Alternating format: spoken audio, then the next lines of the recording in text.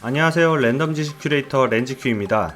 오늘은 저번주에 있었던 한 사건에 대해 되짚어보려고 합니다. 먼저 예전에 한 기자가 고 김광석 가수님의 부인에 대해서 충격적인 내용을 유포한 적이 있는데요. 바로 지난 2020년 11월 14일 국민참여재판으로 진행됐었던 1심에서 그 기자는 명예훼손 및 모욕죄 등의 혐의에 대해 무죄를 선고받았습니다.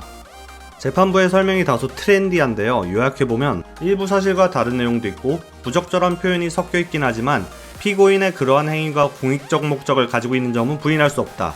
무죄를 선고하지만 피고인의 행위가 정말 적절했는지는 의문이다. 이 정도로 정리할 수 있는데요. 국민참여재판의 영향도 있었던 걸까요? 무죄로 결론이 나긴 했지만 흑백으로 딱 나누어지지 않는 회색빛깔 설명을 하는 것 같진 않나요? 어쨌든 국제적인 관점으로 봤을 때 14일에 있었던 판결은 제 입장에선 꽤 만족스러웠습니다. 무죄이긴 한데 당신 잘못도 좀 있는 것 같다? 라는 다소 모호한 판결이라고 생각하시는 구독자님들도 계시겠지만 공익적 관점이 드러날 수도 있는 사실을 적시했을 때도 명예훼손죄가 종종 성립했던 다른 사건들에 비하면 굉장히 뜻깊었다고 저는 생각합니다.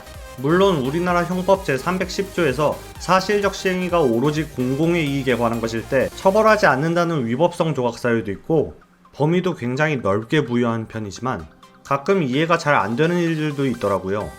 예를 들어 동료 소설가의 성추행 사실을 고발한 소설가가 되려 명예훼손죄로 고소를 당한다던가 동물병원에서 수술을 받은 반려동물이 억울하게 사망해도 병원이 당할 수 있는 치명적 명예훼손 때문에 의료과실을 섣불리 고발하지 못하는 케이스라던가 사례들을 찾아보면 은근 많은데요. 요즘 꽤 논란이 많은 성폭력자들의 신상을 공개하는 디지털 교도소 혹은 양육비를 지급하지 않는 부모들의 신상을 공개하는 배드파더스도 사실 적시하는 명예훼손의 애매한 경계선에 위치하고 있습니다. 글로벌적으로 사실 적시에 의한 명예훼손에 대해 형사처벌 규정을 두는 국가는 매우 드뭅니다.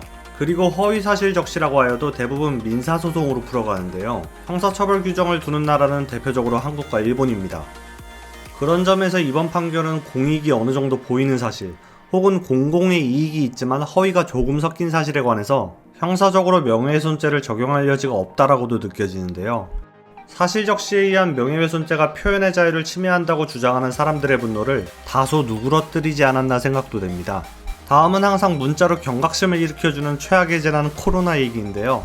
코로나로 인해서 신조어도 많이 탄생했죠. 집에서만 머물다가 살이 쪄버린 확진자나 살천지도 있고 언택트 취업, 부머 리무버 등등 인터넷 짤로도 많이 돌아다니는데요.